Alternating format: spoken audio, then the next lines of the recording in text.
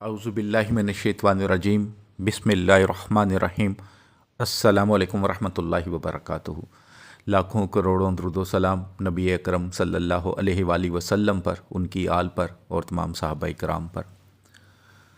आपका एक दुश्मन है या एक से ज़्यादा है, उन सब के लिए सिर्फ़ एक छोटा सा वजीफ़ा, एक छोटा सा अमल काफ़ी हो जाएगा इंशाअल्लाह ताला। रूहानी इजाज़त के लिए जिन मेरे भाई बहनों ने अभी तक चैनल को सब्सक्राइब नहीं किया, चैनल को सब्सक्राइब कर लें, बेल आइकन को प्रेस करके आल नोटिफिकेशन को प्रेस करें ताकि जो नई वीडियो है उसका नोटिफिकेशन मिल सके। और वीडियो पसंद आती है तो ज़रूर लाइक करके शेयर करिया करें। अगर आपको पसंद आएगी तो हो सकता है और लोगों को भी पसंद आए। और दुरूद पाक कोई भी अमल करने से पहले कम अज़ कम, मेरी कोई भी वीडियो देखते हैं, कोई भी अमल करना चाहते हैं तो कम अज़ कम 41 बार दुरूद इब्राहिमी पढ़ा करें और उसके बाद वो अमल करें। अल्लाह आप सबके लिए आसानी फरमाए। अमल इस तरह है कि आप जहाँ पे भी रहते हैं, अगर आपको चंबेली के फूल मिल सकते हैं तो ठीक, नहीं तो गुलाब के फूल तो दुनिया में हर जगह मिल सकते हैं। 2 फूल ले लें, 3 ले लें, 1 ले लें, 2 से 3 ले लें, ज़्यादा बेहतर रहेगा, वरना 1 फूल भी चलेगा, किसी भी कलर का हो। ताज़ा तोड़ लें या किसी से मंगवा लें और आपने जहाँ पे नमाज़ पढ़ते हैं कोशिश करें उस फूल को वहीं पास रखें।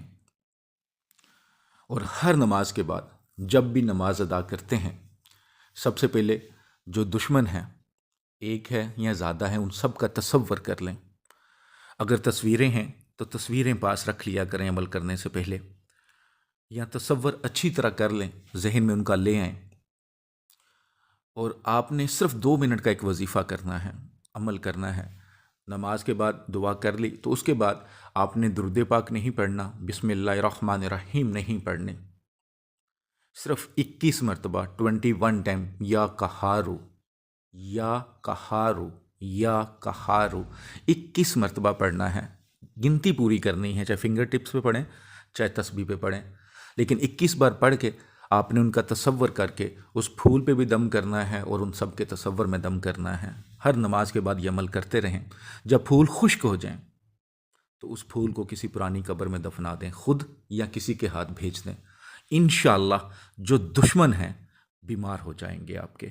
जब आपको लगता है कि ये बंदा इतनी सज़ा भुगत चुका है या ये बंदी इतनी सज़ा भुगत चुकी है जितना इसने आपके साथ जुल्म किया, ज़्यादती की, और आपका दिल करे कि अब मैं इसे माफ़ कर दूं कि इसका इलाज हो जाए, इसकी तबीयत ठीक हो जाए, तो फिर आप नमाज पढ़ते हैं तो अल्लाह के हज़ूर दुआ करें कि या अल्लाह, ये जो मैंने अमल किया था इसका असर ख़त्म कर दे।